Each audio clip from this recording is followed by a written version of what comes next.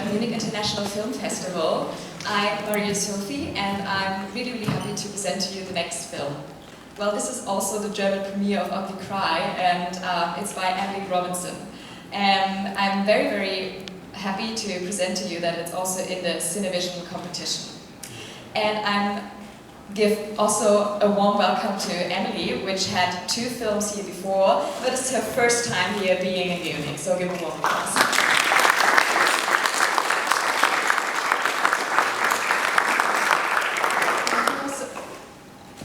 Okay, thank you all so much for being here. It means so much. I'm so immensely grateful that we're making our international premiere here. I don't want to say too much. I would just say enjoy the ride. It's cringy and funny, hopefully, and it's scary as well. And I can't wait to see you afterwards. So thank you. And we are so grateful to be here.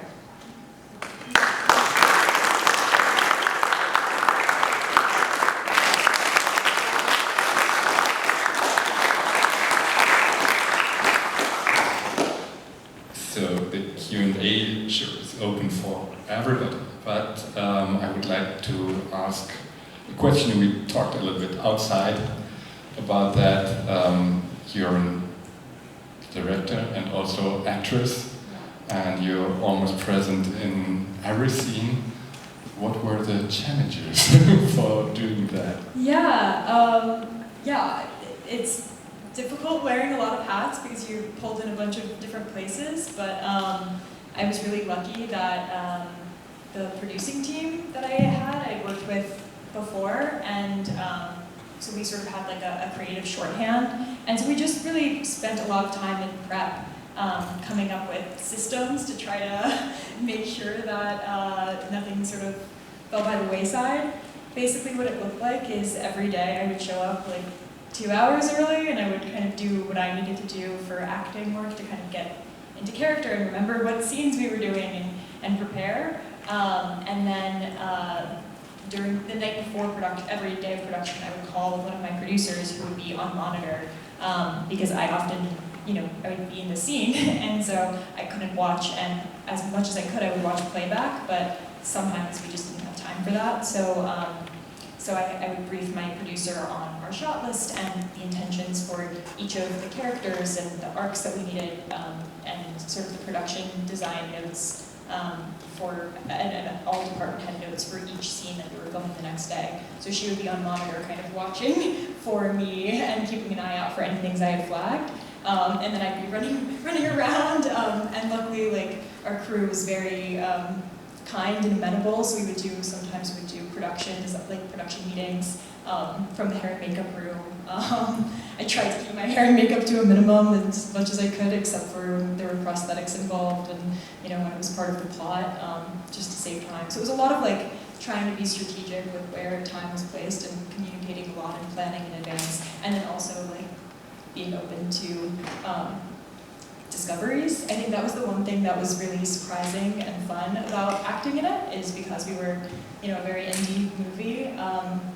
It gave us a lot of flexibility, especially in the edit.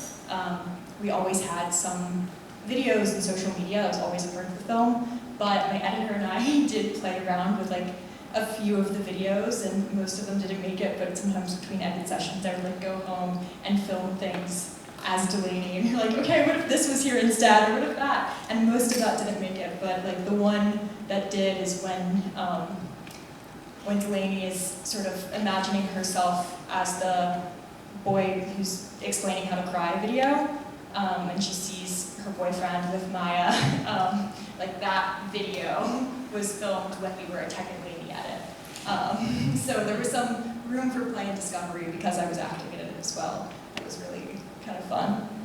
So you were, outside you were talking about that it's really fun to be an actress and a fun job, but this film might show maybe the opposite. But did you have some kind of similar experiences from your long acting career? What inspired you to write this script? Absolutely, yeah. I mean, acting is so interesting because it's like when it's fun, like the fun parts of it, nothing is better because you're just present and playing with people that hopefully you like. And so when it's good, it is like the best, most freeing thing in the world. And also, like the work of it, the auditioning, as you can see, is kind of, especially since the pandemic, has become a little soul-crushing because you're just often alone in your room. Yeah, I mean, growing up, like especially when you're younger, I think that you know, if you let some of your baser feelings and jealousies get the better of you, it can become really toxic because you can compare yourself, as I think everyone can with the internet now, in a way that's like deeply detrimental and harmful on a personal level and on an interpersonal level. And so those were things that I was thinking about because I think in acting it's such a specific industry that you're allowed and encouraged to judge people based off of their physicality, but now you know, everyone is affected by that in a way that's like way more pervasive than I ever imagined it would be. And so that's kind of why I wanted to explore that in the film. And what's cool is Ryan, who plays Maya, best friend, like Ryan and I have known each other for well over 10 years and have been auditioning for the same things together and luckily have like a healthier relationship than they do, but have had these conversations about, you know, the beautiful parts of the industry and also the parts that, you know, are taxing. So I think the tone of the film shifts quite a lot. It's kind of a satire, and then it shifts into a body horror. Did you have this shifting of the tone already in mind during writing, or did it develop in the editing, shooting process, and why did you choose body horror? Yeah, I mean, it's interesting, right? Because it's like, it is like body horror, but it also is like mostly pretty grounded and real and all things that could happen, and I think that was really important for this. I love the genre space, and I find it really exciting, and also I think for this story it was incredibly important to like show how scary real life can be, because I think that the ramifications of what we can do to ourselves in the real world and how we can, you know, our minds can be hurt by these algorithms and things is scary enough. And so I didn't want to push it into a more intense, like supernatural realm, because I think that, you know, there are already other movies that have done that and done that really effectively. But what I was really interested in is in the reality and how scary that can feel, and how overwhelming and life-threatening that can feel as well. So yeah, I think the tone was very much always, this was always the tone that it was going to be. Of course we continued to play with it because you're always kind of finessing and hoping and trying to, you know, hint at where it's going, but not, you know, get us there too soon either. I think comedy was inherent in it because it's sort of cringe comedy, because it's an absurd world that we're set in. You know, Los Angeles is a crazy place, and Delaney is going through some crazy things, and so I think, yeah, that it just felt natural that it would be sort of absurdly uncomfortable and hopefully funny. Are there any questions from the audience? Please, your hands. If there are any questions. Yes, please. It's almost like a prequel to Substance with Demi Moore. What's the intention also? It's almost like a prequel to Substance with Demi Moore. Was that kind of a bit of a plan, and maybe did you think about getting more brutal with your body horror because of that? I mean, to get more success with the film, maybe? Yeah, no, and they're definitely, I mean, certainly in conversation. I think that like what I was interested in, this film was already in development as that came out, but I think that if talking about that, I think something that I was always really curious about in The Substance is like the Margaret Qualley character, like for a period she is kind of the perfect thing, but I think that like no one really feels that way even when they are considered it by the world or by people scrolling. Like it is very rare that you hear a person who's like, yes, and I felt amazing. Like every time you hear, or I would hear friends talking or whoever, it's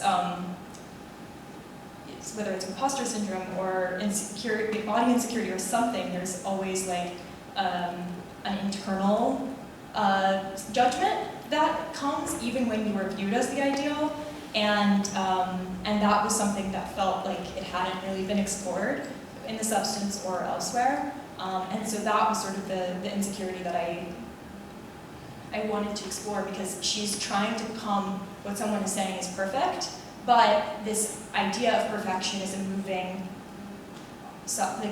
object, right? There is no there. And so I wanted to show the way that trying to get to this there that doesn't exist will drive you mad. Yeah. So, and no, I never wanted to go too much further with the horror in this project, because again, I wanted to keep it grounded in the scariness. Eventually, I'd love to do something that is more genre, but for me, this was really important because I feel like it is pretty scary what she's going through, and I think that unfortunately, it's like more and more relatable to people, and I think that is deeply scary to me, and I think it should be scary to us as a culture. Thank you. So, are there any more questions? just awkwardly dance here. So, yes, in the back. Just wait a second.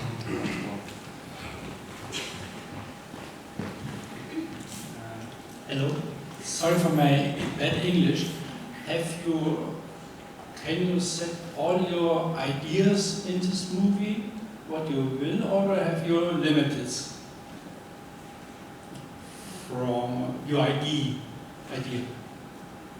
I'm sorry, would you mind repeating that? I'm sorry. Thank you. I think he meant if you could really do all your stuff you wanted to do in the film, or if you had limitations, like, I guess, from money perspectives or so on. Yeah, I mean, certainly, indie film making is tough. Yeah, we had 15 days, lots of things went wrong, and I think that a lot of things that came from what went wrong, like, worked out in ways that were really surprising and exciting. I always say, like, I really do believe that the beauty of film is, it is a time capsule. It is like you can only shoot once unless you have money for reshoots, which we did not. But like you're in a period, in a place at one time with a certain amount of people, and you have to come together and make something. And that becomes the second script. That becomes the next base materials, and then in the edit you get to like recreate the movie from the beginning again. And I feel really grateful that we got to make this movie. I'm really proud of it. And also, like, of course, things were, there was a gas leak one day, our location changed, like, so many indie film things happened, and we had so many indie film fairy godmothers, like, flying around helping make it possible, as you need to make any movie happen, really. I don't think you can't look back and try to change it, because I think you'd go crazy. Yeah. Thank you. So a lot of people you worked with, you knew already before. So tell us a little bit about for example, the sound design, which is amazing and creates all these atmosphere, helps to create all this atmosphere. How did you work? Had you already the sound design in mind? Yeah. I mean, we were laughing outside because we heard the phone buzzing at the end, like when she's injecting herself with Botox, and it was like, wait, is that your phone? Whose phone is that? And we were like stressed out. And I was like, oh God, that's the movie. We're stressed out. Hopefully they're stressed out. Sorry. Yeah, I think like sound design is so important, and it's something that we were absolutely talking about from the beginning. Before we were in production, for like a year before, I had been emailing with our composer, Soleil, who is a wonderful Icelandic composer. It's her first feature that she's done. She normally does just, solo projects and things. And so she and I were talking about the music for a long time in advance. And then our sound designer Juan was incredible, and we just were talking about how to really infuse like apartment sounds and the reality of living out in LA. Like, there were a lot of moments that I was really excited about that, like, hopefully someone cares about at some point, you know? Like, there was in the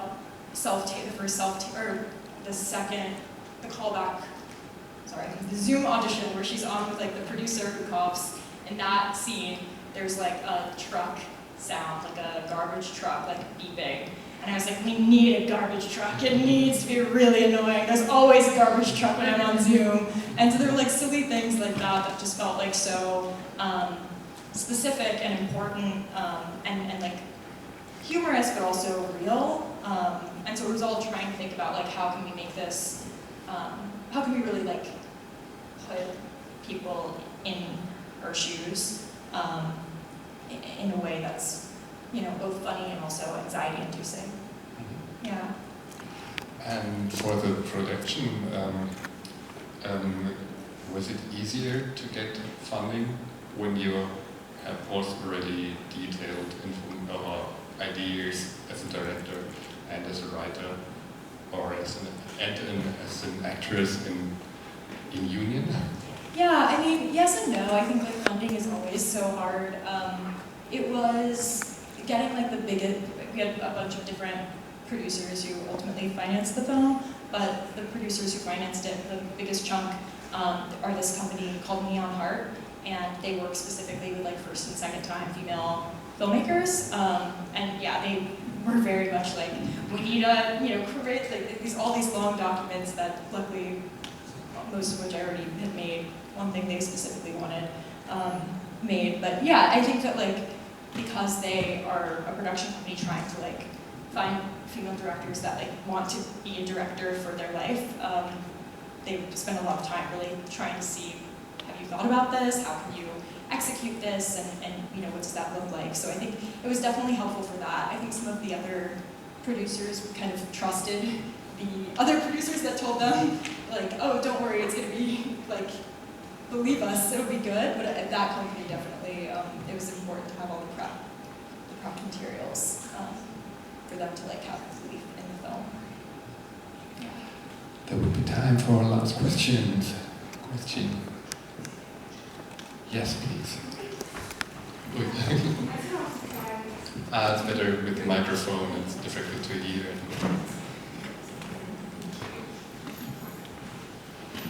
Thank you for this film. I think it really worked that you said your approach was like to put us in the shoes of her. And I really felt a lot of empathy for all actresses and actors, because like I really felt this, how hard all the auditioning must be. So yeah, that really got through.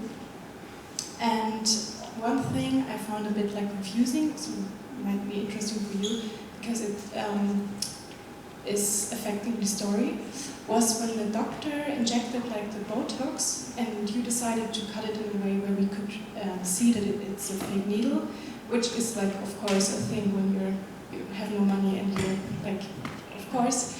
But I was thinking for a long time that maybe she just pretended to inject the Botox, which like changed the story for me a bit, or I was like a lot of time in my head and thinking about this. So was that like a real thing, or because you decided to, in the end, show that there's blood coming out, and when she injected the Botox, there was no blood, and like we could see that, yeah, the needle wasn't in the skin.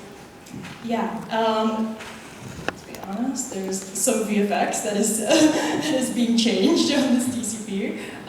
So that might have just been like old VFX. And I'm sorry, but yeah.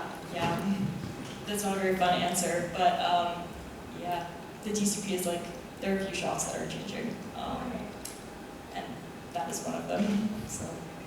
Yeah. Thank you. Yeah. Thank you for your amazing film. Thank you for being here, and we're so glad you made it. She arrived 2 a.m. in the morning. here it was a rough flight with the storm and lightning, and so we're glad that you made it. Thank you so much for being here.